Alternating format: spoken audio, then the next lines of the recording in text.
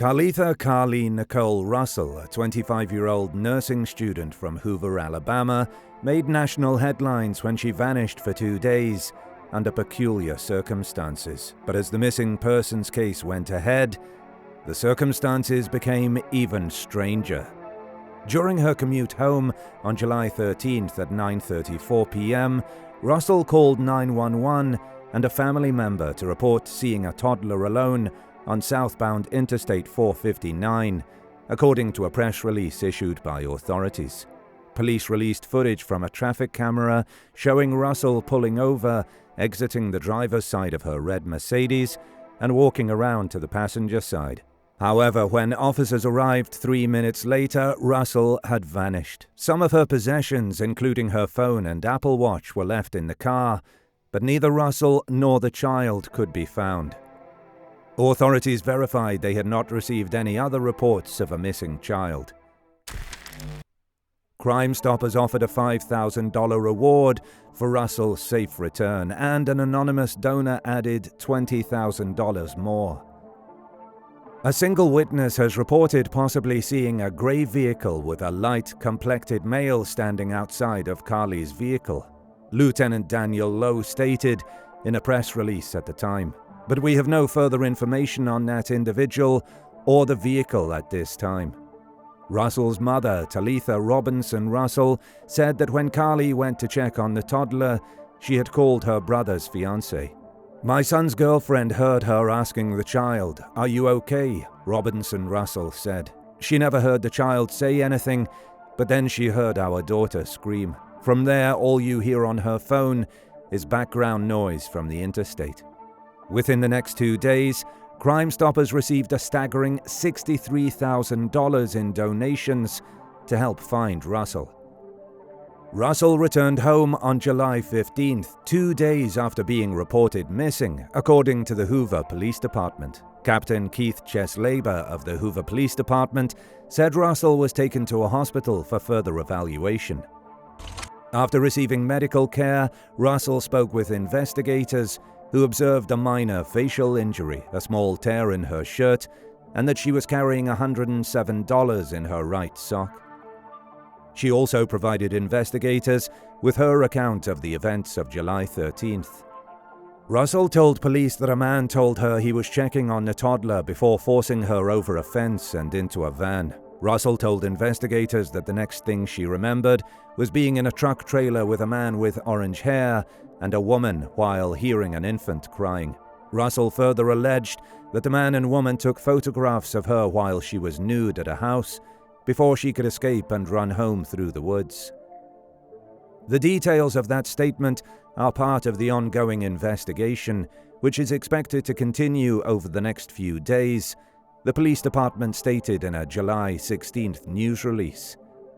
During the initial portion of the investigation, detectives were able to retrace nearly all of Carlee's steps until the point she went missing, and are confident that will continue to be the case. Russell's mother, Talitha, issued a statement on her Facebook page expressing the family's gratitude for their daughter's safe return after she was found. Russell's boyfriend, Thomas Luttrell Simmons, was convinced that she had been kidnapped. She was literally fighting for her life for 48 hours, so until she's physically and mentally stable again, Simmons wrote on Facebook, she is not able to give any updates or whereabouts on her kidnapper at this very moment. Could this be because she wasn't kidnapped and there was no kidnapper? Since her return, law enforcement officials have been unable to verify the specifics of her allegations. According to their investigation, Russell bought snacks from Target before she went missing, but no snacks were present when they found her vehicle. According to a Facebook post by the Hoover Police Department, officers discovered a wig, a mobile phone, and a purse on the roadway near her abandoned vehicle. The Hoover Police Department, with the assistance of the United States Secret Service, claimed to have examined Russell's internet search history. On the day she was reportedly kidnapped, Google searches for the action thriller kidnapping film Taken were discovered on one of her devices. Other search results described by investigators on Russell's mobile or work computer included inquiries regarding the maximum age for an Amber Alert and whether or not a fee is needed to activate one. According to authorities, Russell also looked for information on how to steal money from a register without being discovered, and a one-way bus ticket from Birmingham to Nashville. According to investigators, Russell has only been interrogated once, and it is unknown if and when she will be interviewed again. According to Hoover Police Chief Nick Durzis, the circumstances surrounding Russell's disappearance and subsequent return home were still being investigated. The $63,000 reward money for Russell's return has become a source of contention. Initially, Crime Stoppers of Central Alabama said that the funds would be returned to the donors after Russell's reappearance. Later, however, they declared that would no longer be the case. This investigation is still ongoing, and accordingly there is no basis to refund any contributions at this time, the organization said in a statement.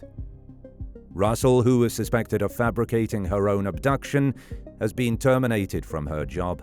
The owner of the Woodhouse Spa in Birmingham, Alabama, Stuart Rome, has verified that he has fired Russell.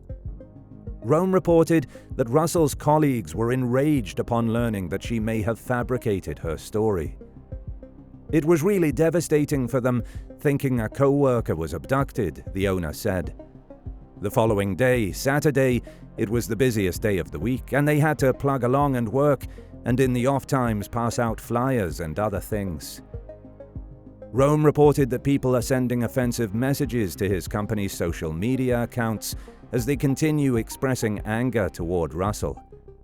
"I've had to shut down my comment section on Instagram and Facebook page, which hurts us because we do a lot of marketing there. We're just trying to keep the doors open," Rome said.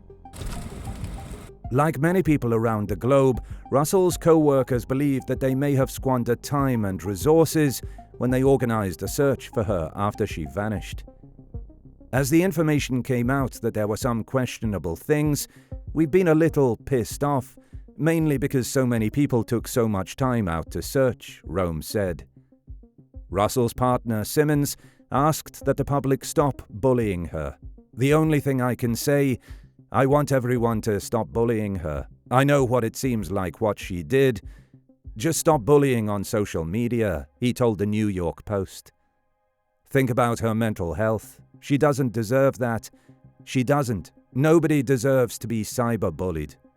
An attorney for the Alabama woman said Russell confessed on July 24th that she did not see a toddler wandering along the side of the interstate and that she lied about being abducted. During a news conference, Hoover Police Chief Nicholas C. Durzis read the statement provided by Russell's counsel, in which the 25-year-old nursing student stated that she was not abducted. Russell further said that she had not left the Hoover region. "My client apologizes for her actions to this community, to the volunteers who were searching for her, to the Hoover Police Department and other agencies as well," the statement said. According to Durzis, the police department is consulting with the district attorney's office regarding prospective criminal charges. Durzis stated that Russell was scheduled to be interrogated by police with her counsel, but instead, a statement was provided to the department. The department hopes to reschedule the interview and obtain more information from Russell. "We're still trying to determine where she was during those 49 hours, but I am glad that we received this. At least put some of the social media super sleuths hopefully at rest for a little bit as far as what everybody thinks took place," Durzis said. "We know by her own admission that it didn't happen," the chief continued. Russell's attorney indicated that she acted alone and without help. Durzis did not provide a cost estimate for the investigation, but he said it was an all-hands-on-deck operation.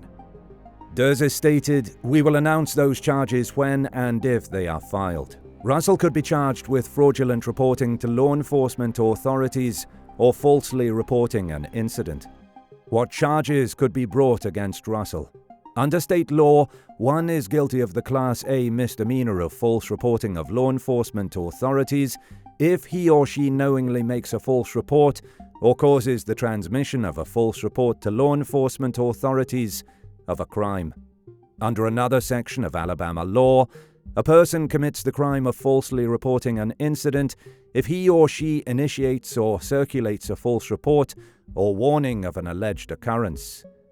Falsely reporting an incident is also a Class A misdemeanor. According to state statutes, Class A misdemeanors are punishable by not more than 1 year in a county jail or a year of labor in the county.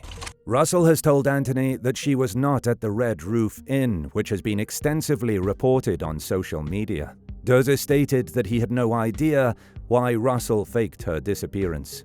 "I wish I could tell you," he said. "I think only Carlee knows, and maybe her attorney knows now." Durza stated that they would request permission from Anthony to interrogate Russell. "My client was not with anyone or at any hotel during the time she was missing," Anthony said. "We still don't know what happened during those 49 hours, where she was. Did she have any help?" he said. On the 28th of July, Russell was formally charged with 2 misdemeanors and arrested. She was bailed out within hours. When asked if she felt relieved she wasn't facing more serious charges, Anthony said, "I don't think anyone feels relieved about being charged with anything where there is a possibility that you're looking at jail time. So I don't think anyone feels that, and certainly Carlee is a young lady that is having difficult issues right now. But hopefully she'll work through them. We're just praying for Carlee," Anthony said. "We ask the community she's asking for forgiveness and give her an opportunity to move forward." Alabama's violent crime rate of 541 per 100,000 residents is the 5th highest in the United States, and its rape rate increased by 22.8% during the same period, the second greatest increase among states. The number of reports of gun violence more than quadrupled from 6% to 19%. The frequency of aggravated assault, which accounts for 79% of all violent crimes in Alabama and is 9 points higher than the national average, has increased yearly. With these statistics in mind, do you, our Bad Things crew, think that charges should be laid against Carlee Russell for falsely reporting a crime and wasting the authorities' time and, most importantly, taxpayers' money? Leave your comments below. We would love to hear from you. If you love our content and want to support the channel, feel free to check our web shop where you can find exclusive true crime merch brought to you by Bad Things.